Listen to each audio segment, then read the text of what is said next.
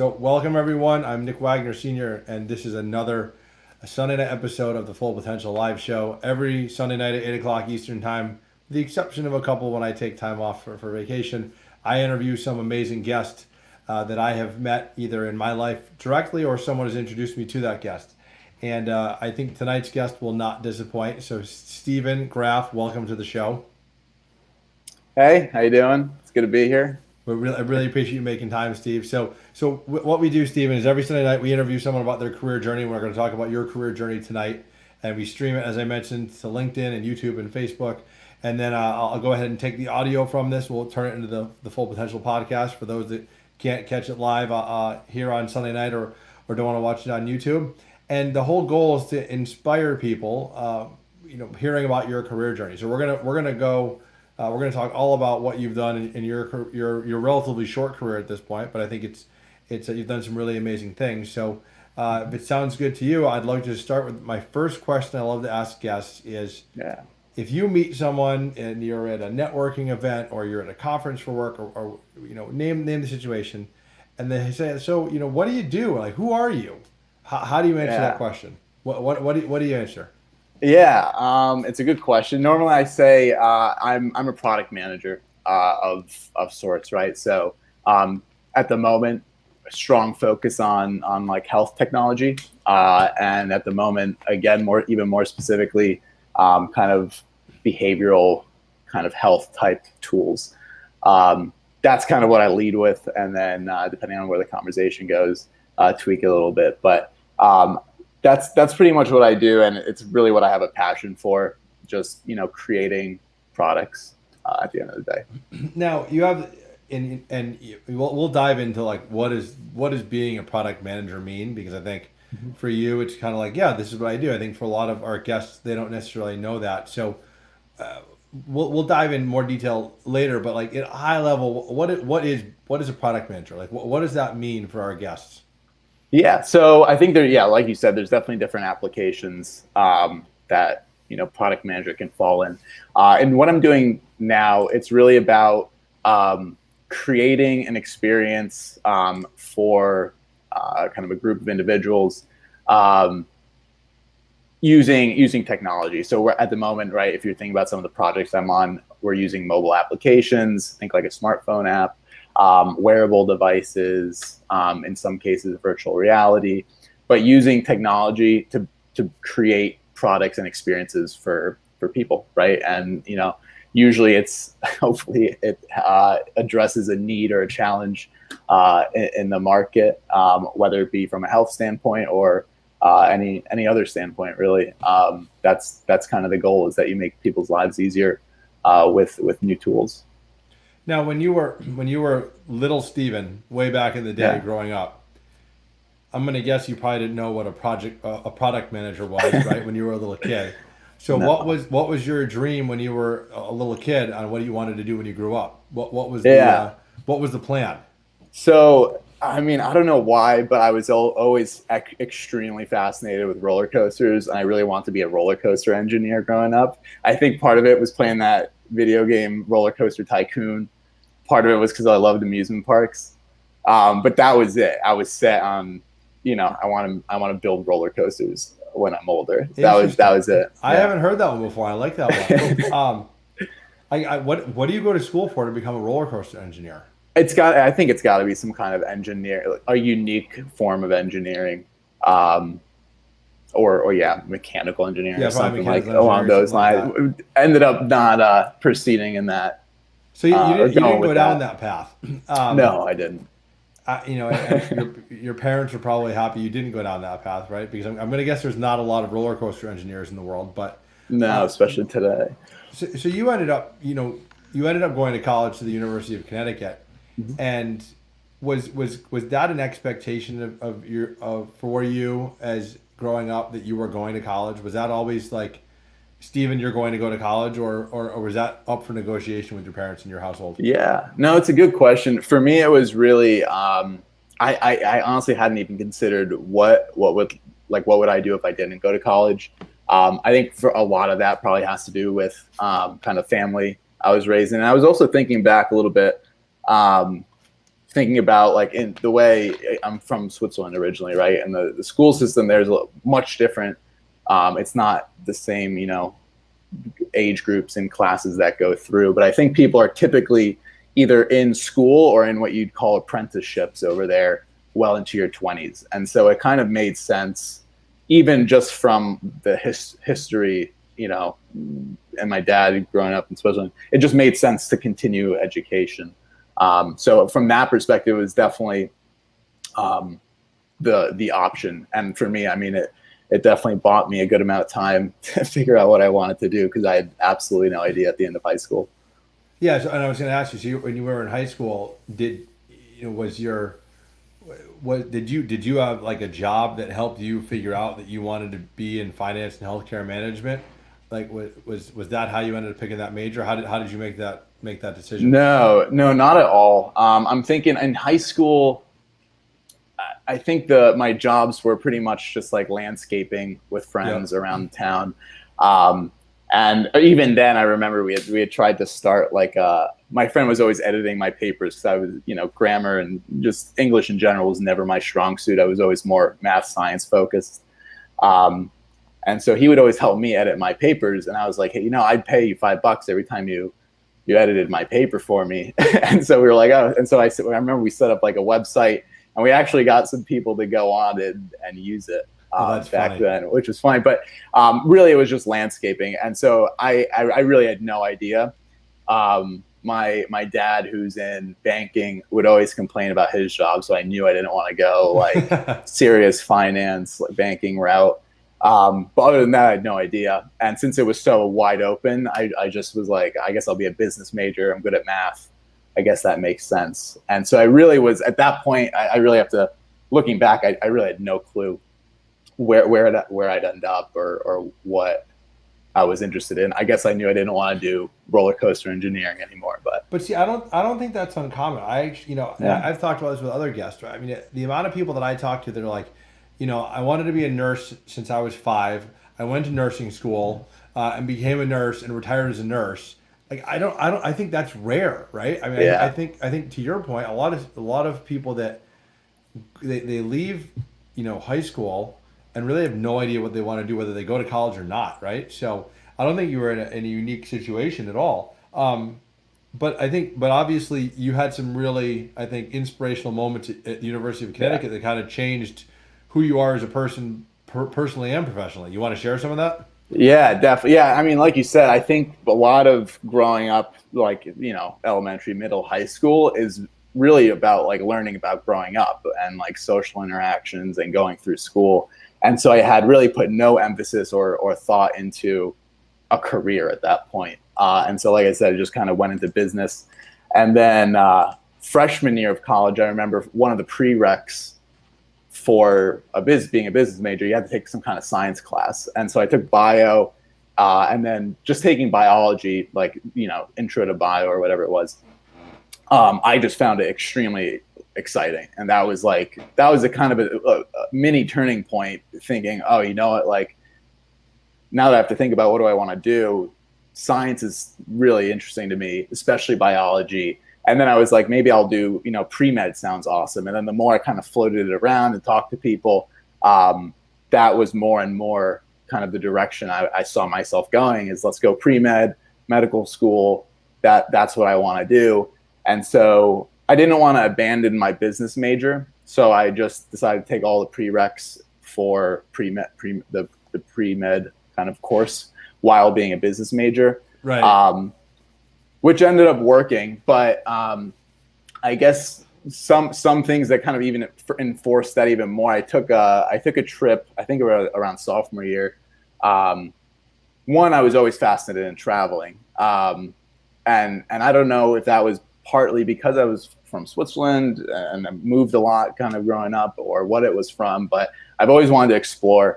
And there was this program that was allowing you to go to Ghana and actually help with some kind of medical work in a clinic there. And so I jumped right on that. I said, what I have to do, I have to get on that in that program. So I did that, and it was just that. I think that was probably one of the biggest turning points of my life, was going on that trip, working in a medical clinic, and in a completely different setting, different country, exactly. different continent.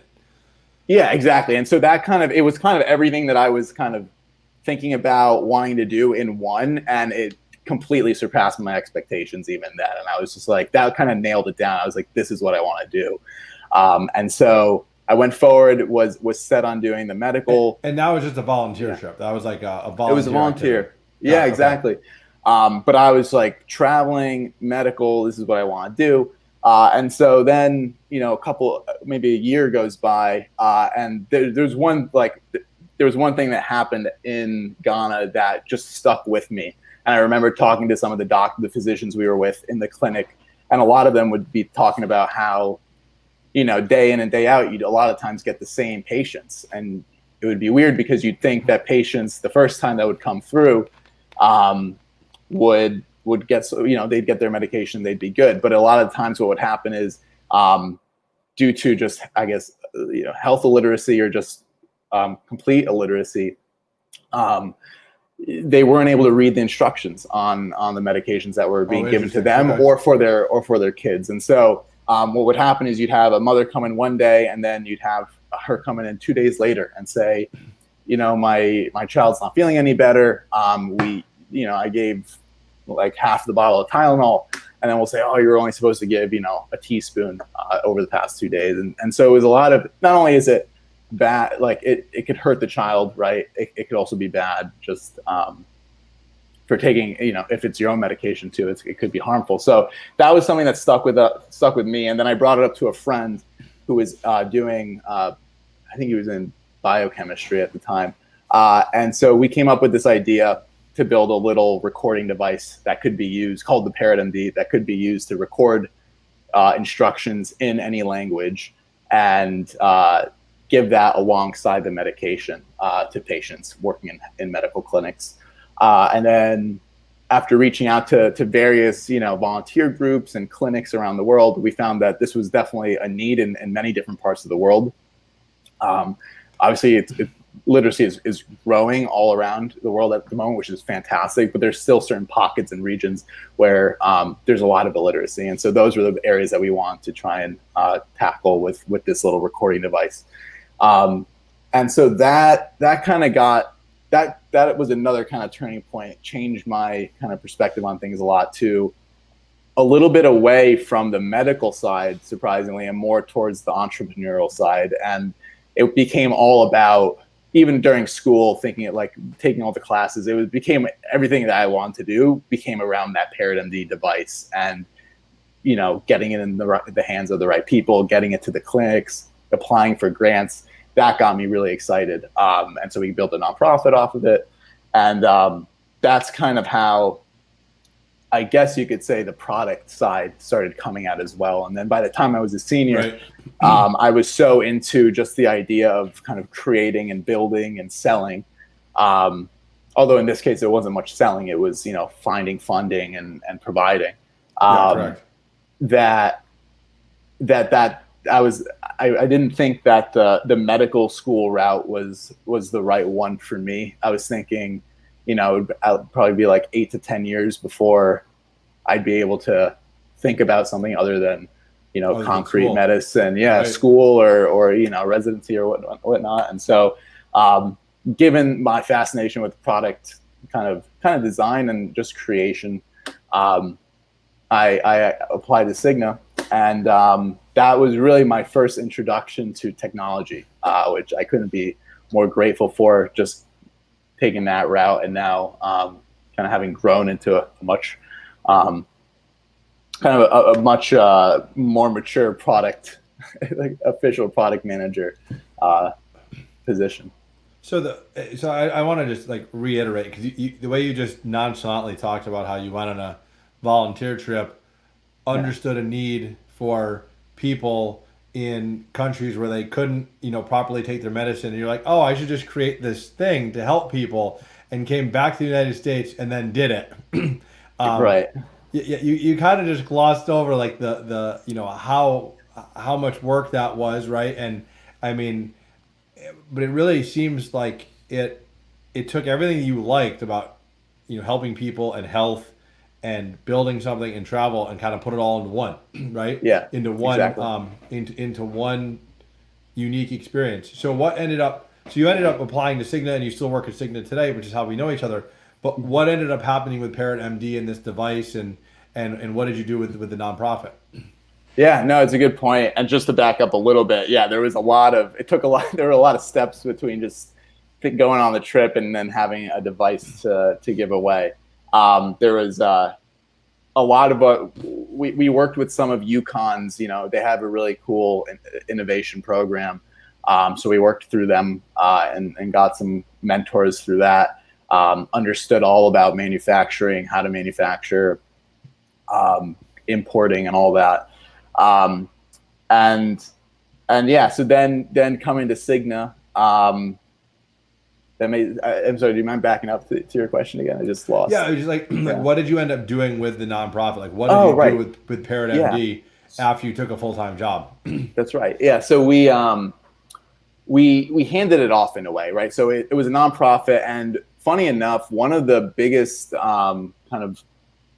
one of the main clinics that used the product the most was at UConn. There's a farm workers clinic that I think it's a cyclical. Every year, a certain amount come through Connecticut and help with farming, and a lot of them are not, literate in English. And so that clinic at UConn actually ended up buying a majority of the devices, and so we decided just to keep it within UConn, and pass it down to others. Today, I'm not even sure who's managing it, but I'm still in contact with the people at UConn Health that have the devices and have been giving them out to others at the clinics.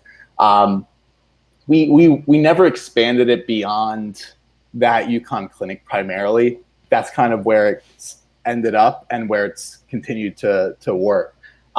Even though initially we did pilot in other areas that we thought might be interested, but just the way, logistically speaking, we ended up back at UConn, and it's a good use case at least. No, I mean that's super cool. I mean, I guess my question for you is, like, what did you learn from that experience, right? Because I mean, it was probably you were going to school full time while doing this at the same time, and you put a lot of hours and sweat and sweat equity into this. So what did you learn from this experience of creating this, understanding a need, creating something to fill the need, getting it manufactured, and finally getting it in the hands of people? Yeah, I mean, I think the biggest thing, there's many lessons, but for me, personally, the biggest takeaway was just that it opened up the entire field of entrepreneurialism. I don't know if that's the right term, but having your own company business, I'd never even thought that was an option. I didn't even know that was something people could do. And it just opened an entire world to me of designers, makers that were creating new products. For me, that was personally the biggest takeaway. I would say that's one. The other thing, not necessarily the product itself, but just going on that trip. Like I said, it just passed all the expectations I had. And that really gave me a real, itch to travel more, explore more. And it kind of gave me this idea that, that just having new experiences in general, at least this was one example, and I think it carried through many more times, but just putting myself into a brand new experience created that new idea, right? It brought to me a challenge that there wasn't a solution for yet. And so I guess those would be it. It's just trying to get myself into new experiences to see new situations. And then also just bringing my whole, thinking about entrepreneurialism as a completely new field that I'd never even thought of before. Well, I think what's interesting about this story, right? And I think I hope it resonates with, people that are, earlier in their career, people that are in college, people that are further along in their career, that you went and volunteered, right? You did a philanthropic activity, which ended up literally changing the entire direction of your career. Yeah. Right? Absolutely. And it's just interesting how it wasn't a class, right? It wasn't a professor you talked to. this philanthropic experience that changed everything. So Right. I think it just shows that, your career journey, again, everyone's just so unique, and they all go in different ways because of different experiences. So I love that story. So you and I also love to hear that it's still being used today, and you passed it on to UConn, and that they were supportive of it. I mean, that's such an awesome thing, and how many people you helped? It's probably countless at this point. But so it's interesting because you mentioned, like, you were an entrepreneur, right? Like, you had a nonprofit, you created something, you were an entrepreneur. You and I are very similar. We're both entrepreneurs at heart, but we're both working at a Fortune 50 company, right? And a lot of people probably look at both of us and think to themselves, well, how can you be entrepreneurial at a Fortune 50 company when you don't own your own business? Right. So do you want to share a little bit about? So I know we can't go into details about what you do, but you're a product manager. Yeah. How does your entrepreneurial spirit help you at a company like the size of Cigna where we work, in the job that you do? Yeah, no, it's a great question. I think for me right now, it's it continues to be kind of following that passion, right? So it's still in the health space, and specifically, I mean, I get just briefly just on some of the work I'm doing is around kind of the behavioral health space, right? And so, and I actually think I saw a post from you not too long ago about anxiety and things like that. It's definitely something I've dealt with in the past. And so when we think about kind of bringing entrepreneurship into kind of a corporate enterprise, I think it's called intrapreneurship. I think there's another term for it technically at a company or something. Right. Yeah. But it's similar. It's still building products, right? Using kind of the design thinking, kind of understanding a challenge and trying to create a tool that's going to solve that need, right, or challenge in the market for certain people. And so a lot of stuff, like I said, was in the behavioral field. That's what I'm working on now. And it's about identifying the people that need a solution, building a tool or product that will meet those needs, right, to help them. And so I think that's kind of where that entrepreneurial, whether it's your own company and product or whether it's a new product within another company, it's the same process. It's the same exploration, and then kind of agile, I guess you would call it now in the corporate world, build and test and then, deploy kind of cycle. And so in that way, I'd say it could absolutely be entrepreneurial in a corporate area, especially, and I feel very grateful, to have a role that I'm able to kind of use some of those skills in developing new solutions. Well, I think it's helpful that for those that are listening, we work at Cigna, which is a health services company. So we help, people either stay healthy or become healthy. And I think your passion for health and helping people obviously is, when you get to work on something that you're passionate about, it obviously makes it a lot easier to go to work, number one, right? Mm-hmm. And then number two, to your point, you're trying to solve a problem. And I just love how you're sharing, how you're being entrepreneurial at a large company, because I think it's a very common misconception that you can't be entrepreneurial unless you own your own business. And I completely disagree with that, right? Because I think you and I are good examples of people that are entrepreneurial at heart but are working at large companies but taking advantage of it, right? So so it seems like, and over how long you've been at Cigna now? It's, I think, a little bit over 5 years, right?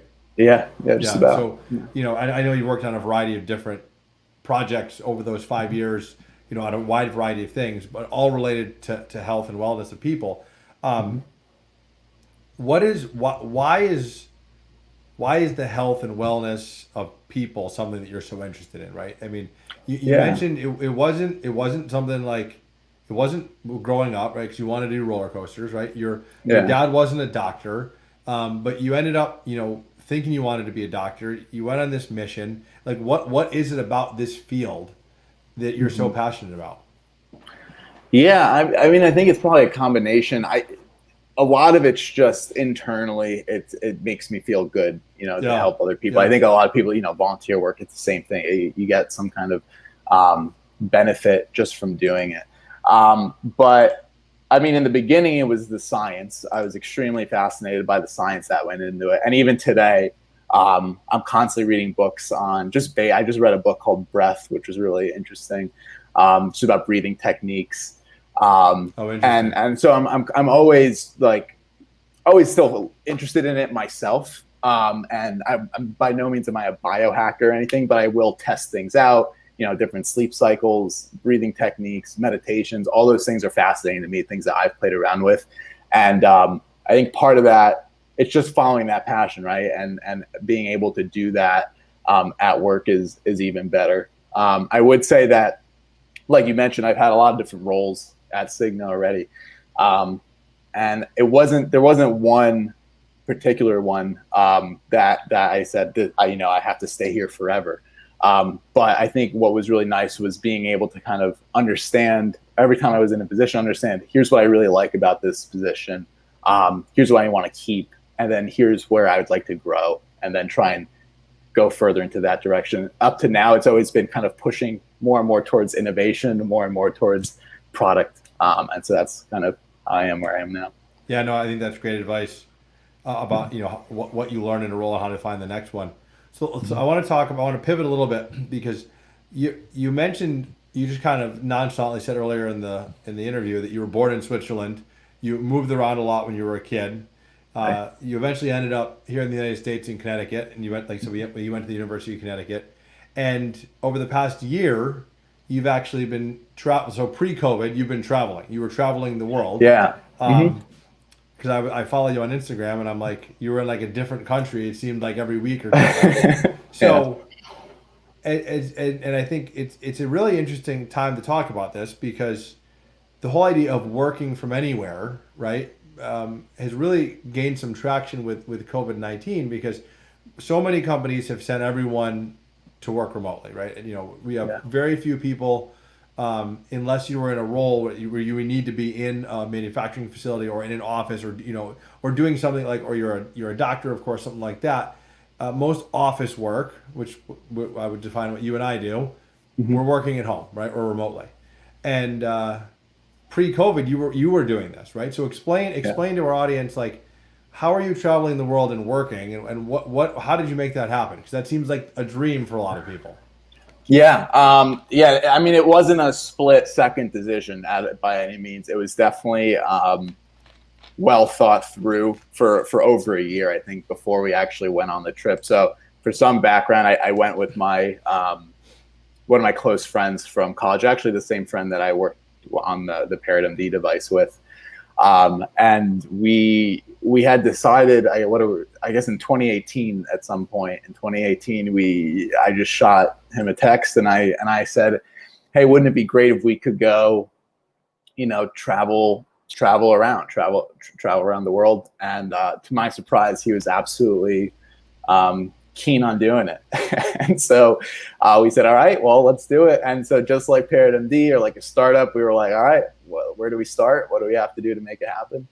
And so originally we set a date for, I think, early like 2019, like maybe even like January or February, to go. And we said, here's, I was working on a product, I guess, at the time at Cigna. And I said, by this time, the product should be rolled out. I think, that would be a good moment to go travel. And we were really, one thing we had to do, obviously, save money for the trip, right? We're going to be traveling for an extended period of time, to make sure it was a good time to leave. So like I said, I was towards the end of a product launch, and where kind of that role would have kind of fizzled out. And so I was thinking that would be good timing.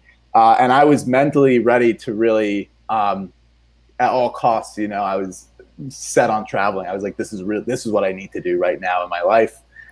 This is what I want to do. I'm just interested. I want to get more experiences. And so I was not married, no mortgage, things like that, right? Exactly. You weren't tied I was to renting, a specific location. Exactly. Yeah. And so I was like, if there's a time to do it, now's the time. So I'm just going to go for it. And what happened was, like, I guess in any startup or entrepreneurial venture, things don't work out always as planned. Right. And so we pushed the date out to like June of 2019. And then my product still wasn't finished yet. So I was like, all right, we got to push it out again. So we pushed it out until like August. And the original plan was actually, we had bought a big like RV, those Sprinter vans. Yeah. We bought a big one, and we spent like, I don't know, 2 months or so renovating it. So just ripping all the guts out from inside and just building out the inside to make it look really cool. We had everything in there, like a fridge, toilet, we're carving in the roof to build like ventilation and stuff. So we really built out this whole thing, and we were ready to go in, I guess in like late July. It took us way longer than we had estimated to build out the van. And so then in August came around and we're like, all right, we're ready to go. And at the same time, my project was still going on, but we were in a much better spot. And so I felt ready to at least talk to my manager about going on this trip, right? And so when I walked in, it was a little nerve-wracking in the beginning, but I said, this is something that I've been thinking about for almost over a year now. I really think now's the time in my life that I want to do something like this. To your point, there are a lot of reasons why now's a good time. Right. And I just kind of said it, explained why I wanted to do it. And my manager just thought about it and was saying, that makes sense. And at the time we had been working around, we'd been already working on a little bit of work from home, a little bit in the office. And I'd been working with him for, a few years at that point. So we had a good trust, I guess I should say. Yeah, and so a relationship, right? We had a relationship, and so I think he felt comfortable, asking, what about doing part-time, where I would stay on that product or project, and at the same time do the traveling. And I thought that was a really good kind of compromise. That way I could really continue the work I was doing, but also go on this trip. And so funny enough, kind of the exact same thing happened with my friend that asked at his company. And so that was it. Then we were off. And then like soon enough, I guess like end of August or so, we started driving off on our van and got about 50 miles out of Boston, and then it broke down on us. And so all that time we had spent building it out, that was probably like the lowest point. It was just totally, we brought it in, they said it was completely totaled. We're like, we couldn't believe it. And so we were both, at this point, we had sold our car. We didn't have a rent, so we didn't have a place to live. We had both just technically kind of quit, gone part-time with our jobs, right, officially. And now we had no plans because our car's totaled. And so we were just sitting there. I remember just being in a cafe with him, and we're just looking at each other like, what are we going to do? Like, this isn't at all what we planned. So was your original plan to drive around the United States originally? So the original plan was a little crazy. We were going to drive all the way up to Alaska and then drive all the way down to the bottom of Argentina. Wow. Brazil. So we were just going to do a huge road trip that we estimated would take about a year, maybe a little more. That was the end, and sell it down in Brazil somewhere and fly back up. That was the game plan. But obviously that didn't pan out, considering we didn't even make it out of the Northeast. And then we just said, at the time, my girlfriend was traveling in Europe already, and so I said, I'm gonna book a ticket to Europe. My friend had to finish some things up here in the U.S., and then we both decided to meet up in Portugal and restart what our plan was, our trip, and just make it a kind of a travel trip by plane instead of by van. Got it. And so that's kind of how that all manifested. So how many countries did you go to? I never actually counted. You never counted? I never counted. I'd say probably around 10. We didn't want to. It's always a balance when traveling. You always want to get new experiences, but you don't want to rush it and take the fun out of it. And so we just went by feel. I think Portugal, we might have spent I think we spent like 5 weeks in Portugal. Kenya, so we spent like a month. In South Africa, like a month. And then there were some that we only spent, a week in. And part of it just has to do, the people you meet, the activities going on and things like that. But yeah, we started just in general, we started up in kind of Western Europe, Portugal, Spain. And then we primarily stayed in Africa and the Middle East for the remainder of the trip, which actually worked really well. If we're thinking about, working and traveling, it's actually a really good time zone because you get those mornings to do kind of your activity up until around lunchtime. And then after lunchtime, you're working. And that winds up with kind of East Coast business hours, which ended up being really nice. Cool.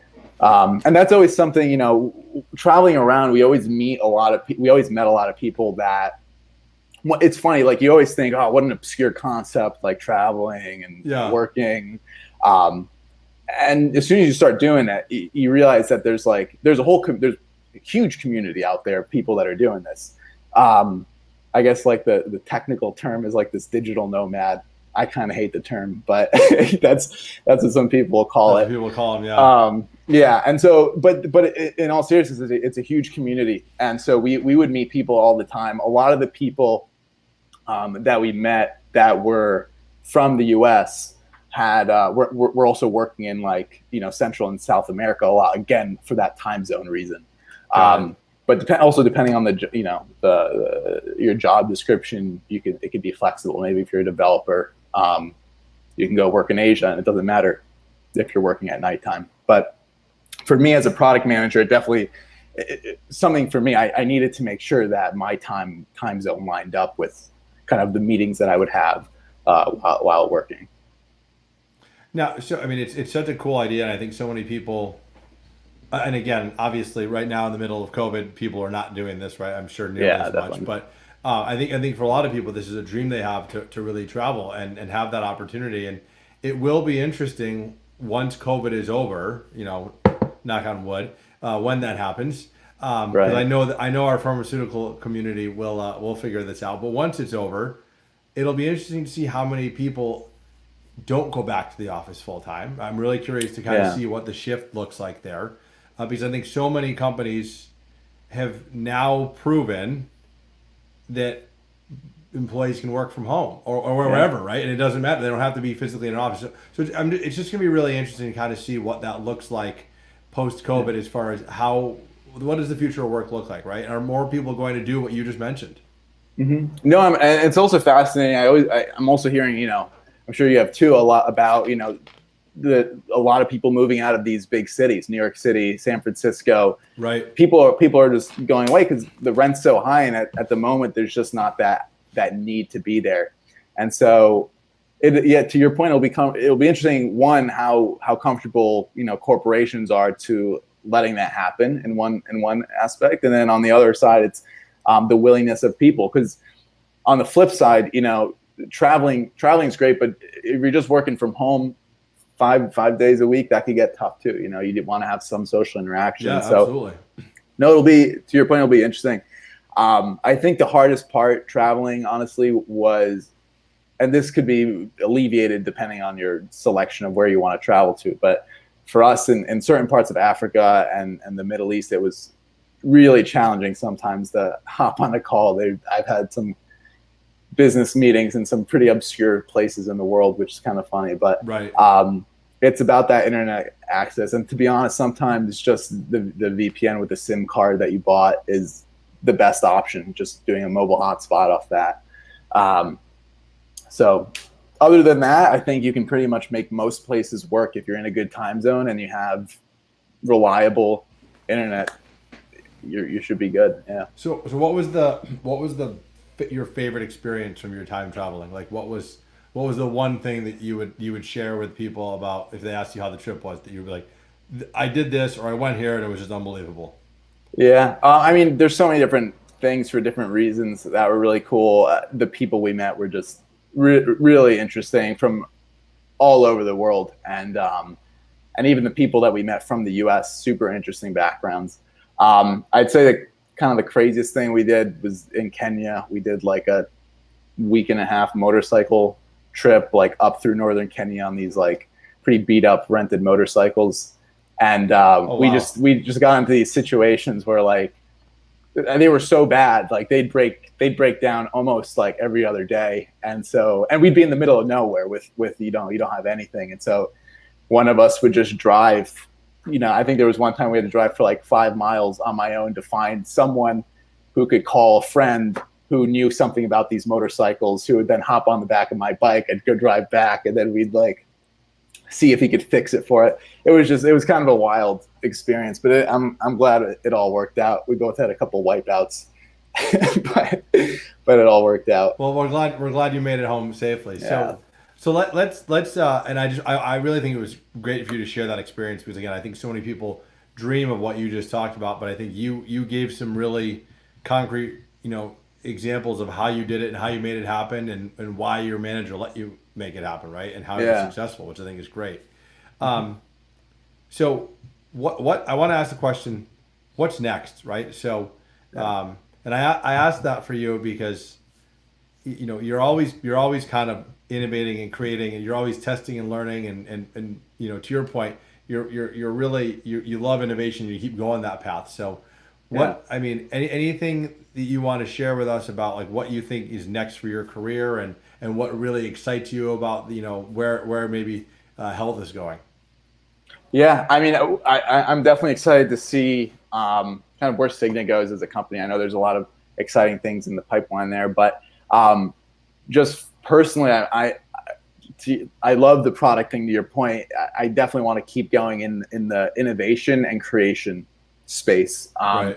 Understand how we can help customers innovate, or innovate for customers rather, and build on some of those services from a health perspective that we provide. I think from a location perspective, probably currently I'm buckled down in Hawaii for COVID, but probably back on the East Coast for a bit afterwards, and then maybe somewhere on the West Coast. But always continuing kind of that same product. Definitely want to stay in product development. That's something that I've absolutely come to love, and kind of proud of the work I've done there. I think one thing that I think people would find interesting is, how do you keep up with everything around health innovation and technology? Like, how do you kind of stay informed, right? Because you need to understand everything going on in the health world and the technology world, even though you're not physically building something, right? You have a team of people that are doing it. But how do you stay informed on all this stuff going on? Like, what's your go-to for learning about that and understanding everything?